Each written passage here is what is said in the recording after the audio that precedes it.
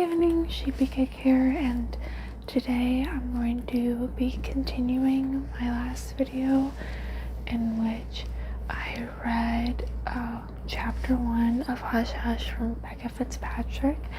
Tonight I'm going to be reading you chapter 2. So a quick recap is that let me see at the last part. So a quick recap is that Nora is like kind of a YA Mary Sue, kind of like a bad friend, is stuck with Patch, the like hot school shooter type, as her lab partner, and like Nora is like not happy about this. Anyway, so Patch is like kind of like creepy, and he like knows more about Nora than he should. So let's read the chapter.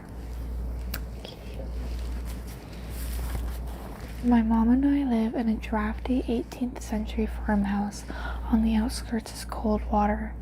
It's the only house in Hawthorne Lane, and the nearest neighbors are almost a mile away.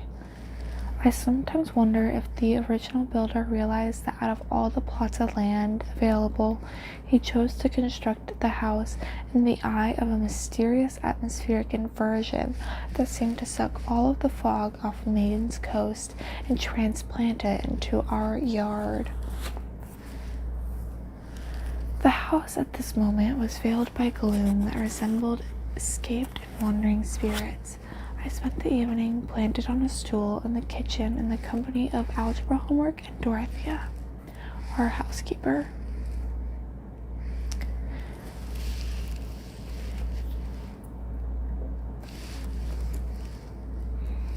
My mom works for Hugo Rinaldi Auction Company, coordinating estate and antique auctions along the East Coast.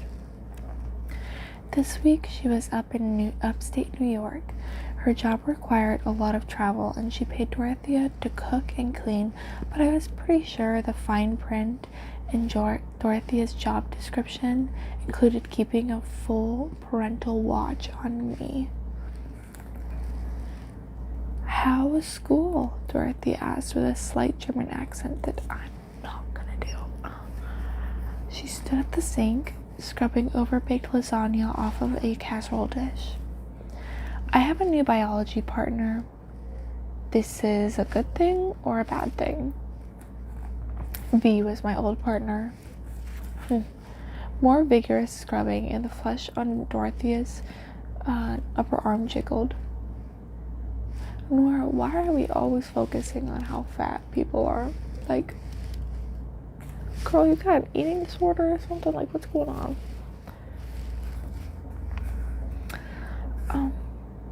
I sighed. "Tell me about your new partner, this girl. What's she like?"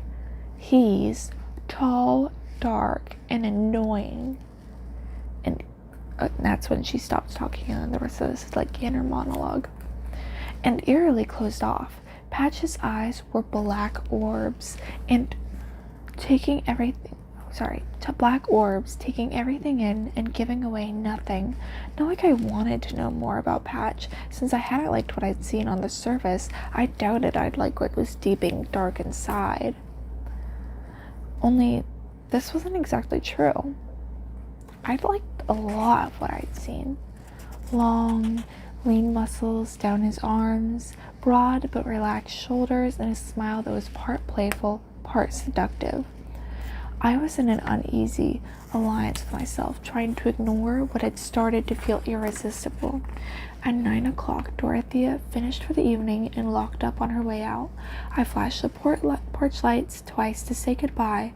They must have penetrated the fog because she answered with a hug. I was alone.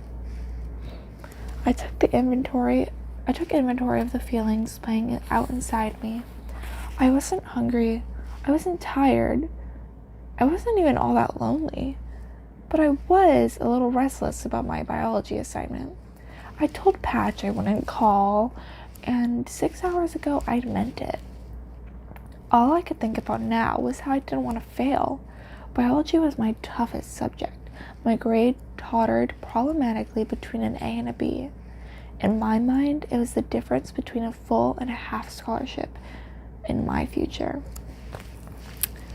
Dear kids watching this at home, if you are scared that getting a B in a high school class is going to ruin your life, stop that. Get some help. Anyway, I went to the kitchen and picked up the phone. I looked at what was left of the 7 numbers still tattooed on my hand. Secretly, I hoped Patch didn't answer my call. If he was unavailable or uncooperative on assignments, it was evidence I could use against him to convince Coach to undo the seating chart. Feeling hopeful, I keyed in his number. Patch answered on the 3rd ring. "What's up?" In a matter-of-fact tone, I said, "I'm calling to see if we can meet tonight. I know you said you're busy, but..." "Nora." Patch said my name like it was the punchline to a joke. "I thought you were never gonna call. Ever." I hated that I was eating my words. I hated Patch for rubbing it in, and I hated Coach for his deranged assignments. I opened my mouth, hoping something smart would come out. Well, can we meet or not? As it turns out, I can't. And then Nora says, "Can't or won't?" I'm in the middle of a pool game. I heard the smile in his voice. An important pool game. From the background noise I heard on his end, I believed he was telling the truth about the pool game. Whether or not it was more important than my assignment was up for debate. "Where are you?" I asked. "Bo's Arcade." "It's not your kind of hideout." "Then let's do the interview over the phone. I've got a list of questions, right?" And he hung up on me. I stared at the phone in disbelief, then ripped a clean sheet of paper off my notebook. I scribbled "jerk" on the first line, and the line below it, I added, "Smoke cigars, will die of lung cancer, hopefully soon, excellent physical shape." I immediately scribbled over the last observation until it was legible. The microwave clock blinked to 9:05. As I saw it, I had two choices. Either I fabricated my interview with Patch, or I drove to Bo's Arcade. The first option might have been tempting if I could just block out Coach's voice warning that he'd check all the answers for authenticity. I didn't know enough about Patch to bluff my way through a whole interview, and the second option, not even remotely tempting. I delayed making a decision long enough to call my mom. Part of our agreement for her working and traveling so much was that I act responsibly and not be the kind of daughter who required constant supervision. I liked my freedom, and I didn't want to do anything to give my mom a reason to take a pay cut and get a local job to keep an eye on me. On the 4th ring, her voicemail picked up. "It's me," I said. "Just checking in. I've got some biology homework to finish up. Then I'm going to bed. Call me at lunch tomorrow if you want. Love you." After I hung up, I found a quarter in the kitchen drawer. Best to leave complicated decisions up to fate. Heads I go, I told George Washington. Tails I stay. I flipped the quarter in the air, flattened it to the back of my palm, and dared a peek. My heart squeezed out an extra beat, and I told myself I wasn't sure what it meant. "It's out of my hands now," I said. Determined to get this over with as quickly as possible, I grabbed a map off the fridge, snagged my keys, and backed my Fiat Spider down the driveway. The car had probably been cute in 1979, but I wasn't wild about the chocolate brown paint, the rust spreading unchecked up across the back fender, or the cracked white leather seats. Bo's Arcade turned out to be farther away than I would have liked. Nestled close to the coast, a 30-minute drive. With the map flattened to the steering wheel, I pulled the Fiat into a parking lot behind the large cinder block building with an electric sign flashing Bo's Arcade, Mad Black, Pet Paintball, and Oz's Pool Hall. Graffiti splashed the walls and cigarette butts dotted the foundation. Clearly, Bo's wouldn't be filled with future Ivy Leaguers and model citizens. I tried to keep my thoughts lofty and nonchalant, but my stomach felt a little uneasy. Double-checking that I'd locked all the doors, I headed inside. I stood in line waiting to get past the ropes.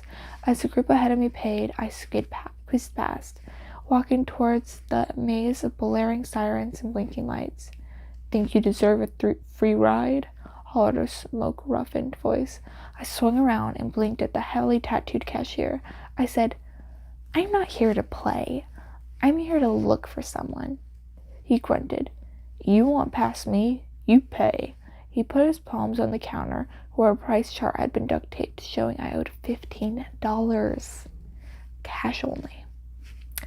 I didn't have cash, and if I had, I wouldn't have wasted it to spend a few minutes interrogating Patch about his personal life.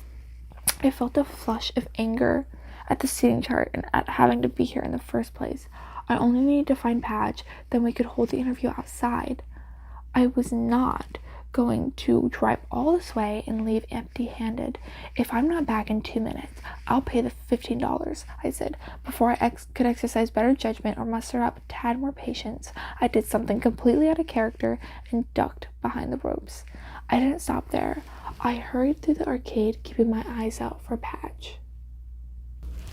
Sorry guys, a little bit of a weird location change. Anyway.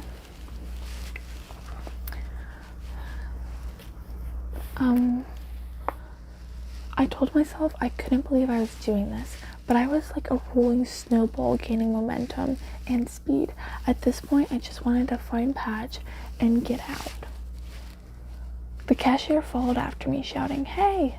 Certain Patch wasn't in the main hall. I jogged downstairs, following signs to Oz's pool hall. At the bottom of the stairs, dim track lighting illuminated several poker tables, all in use. Cigar smoke, almost as thick as fog, enveloping my house, clouded the low ceiling. Nestled between the poker tables and the bar was a row of pool tables. Patch was stretched across one farthest from me, attempting a difficult bank shot. "Patch," I called out. Just as I spoke, he shot his pool stick, driving it into the tabletop. His head whipped up.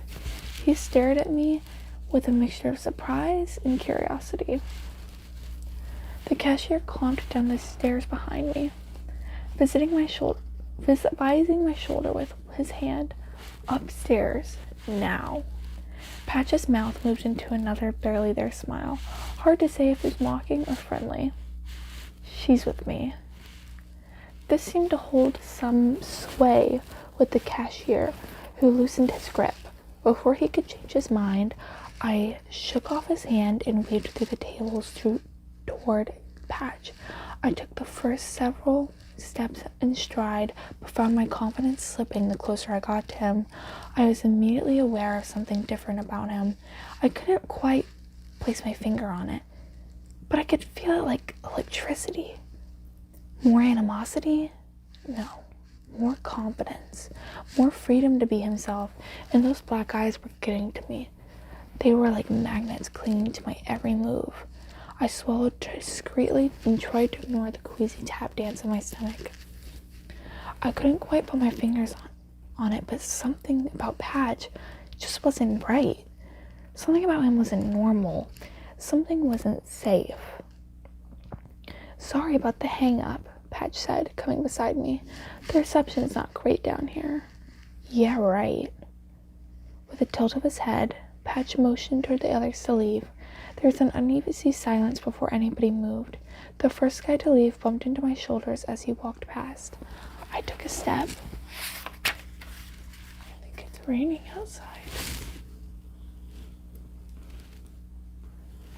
Yeah, it's gonna be raining. It's already 5. Anyway. Great. It wasn't my fault. Patch was my partner. 8-ball, I asked him, raising my eyebrows, trying to sound completely sure of myself, of my surroundings. Maybe he was right, and both wasn't my kind of place. That didn't mean I was going to bolt for the doors. How high are the stakes? His smile widened. And looked up. Right. His smile widened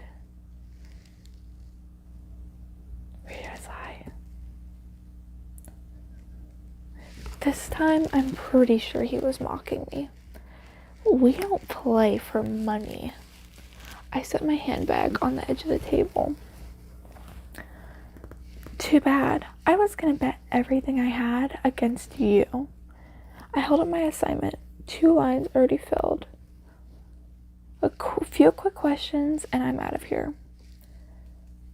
Jerk, Patch read out loud, leaning on his pool stick. Lung cancer? Is that supposed to be prophetic? I fanned the assignment through the air. I'm assuming you contribute to this atmosphere. How many cigars a night? 1, 2? I don't smoke. He sounded sincere, but I didn't buy it. I said, setting the paper down between the 8 ball and the solid purple. I accidentally nudged the solid purple while writing, definitely cigars, on line 3. You're messing up the game, Patch said, still smiling. I caught his eye and couldn't help but match his smile, briefly. Hopefully not in your favor. Biggest dream? I was proud of this one because I knew it would stump him. It required forethought. To kiss you, Patch said. That's not funny, I said, holding his eyes, grateful I didn't stutter. No, but it made you blush. I boosted myself onto the side of the table, trying to look impassive. I crossed my legs, using my knee as a writing board. Do you work? I reread that. I bust tables at the borderline. Best Mexican in town. Religion? He didn't seem surprised by the question, but he didn't seem overjoyed by it either. I thought you said a few questions. You're already at number 4. Religion? I asked more firmly. Pat dragged a hand through the line of his jaw. Not religion. A cult. You belong to a cult. I realized too late that I sounded surprised when I shouldn't have. As it turns out, I'm in need of a healthy female sacrifice, and I planned on luring her into trusting me first, but if you're ready now. Any smile on my face slid away. You're not impressing me. I haven't started trying yet. I edged off the table and stood up to him. He was a full head taller. V told me you're a senior. How many times have you failed 10th grade biology? Once? Twice? V isn't my spokesperson. Are you denying failing? I'm telling you, I didn't go to school last year. His eyes taunted me. It only made me more determined. You were truant? Patch laid his pool stick across the tabletop and crooked a finger toward me to come closer. I didn't. A secret? He said in confidential tones. I've never gone to school before. Another secret? It's not as dull as I expected. He was lying. Everyone went to school. There were laws. He was trying to get a rise out of me. You think I'm lying? He said around a smile. You've never been to school ever. If that's true, and you're right, I don't think it is. What made you come this year? You. The impulse to feel scared pounded through me, but I told myself that this is exactly what Patch wanted. Standing my ground, I tried to act annoyed instead. Still, it took me a moment to find my voice. That's not a real answer. He must have taken a step closer, because suddenly our bodies were separated by nothing more than a shallow margin of air. Your eyes, Nora.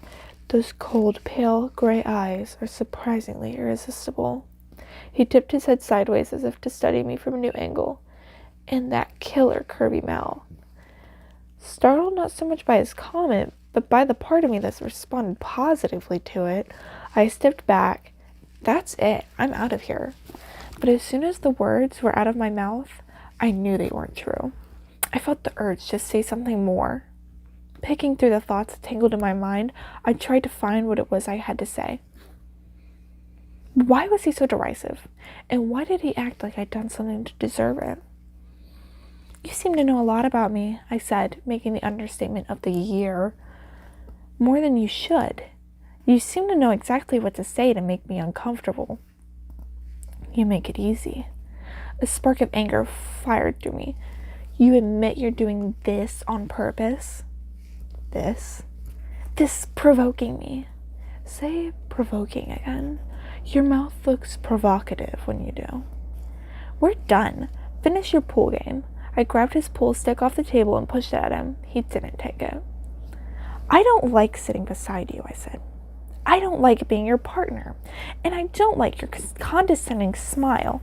My jaw twitched, something that typically happened only when I lied. I wondered if I was lying now.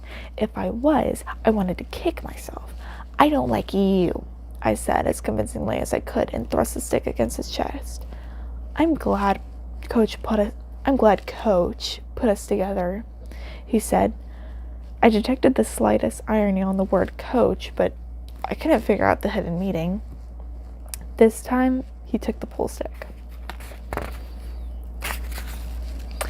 I'm working to change that, I countered. Patch thought this was so funny, his teeth showed through his smile. He reached for me, and before I could move away, he untangled something from my hair. Piece of paper, he explained, flicking it to the ground as he reached out. I noticed a marking on the inside of his wrist, and at first I thought it was a tattoo, but a second look revealed a ruddy brown, slightly raised birthmark. It was the shape of a splattered paint drop. That's an unfortunate place for a birthmark, I said, more than a little unnerved that it was so similarly positioned to my own scar. Patch casually but noticeably slid his sleeve down over his wrist. You'd prefer somewhere more private. I wouldn't prefer it anywhere. I wasn't sure how this sounded and tried again. I wouldn't care if you had it at all. I tried a third time. I don't care about your birthmark, period. Any more questions, he asked. Comments? No. Then I'll see you in bio.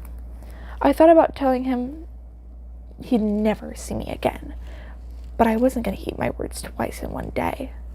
Later that night, a crack pulled me out of my sleep. With my face smashed into my pillow, I held still, all of my senses on high alert. My mom was out of town for at least a month for work, so I was used to sleeping alone. It had been months since I'd imagined the sound of footsteps creeping down the hall toward my bedroom. The truth was, I never felt completely alone. Right after my dad was shot to death in Portland while buying my mom's birthday gift, a strange presence entered my life, like something was orbiting my world.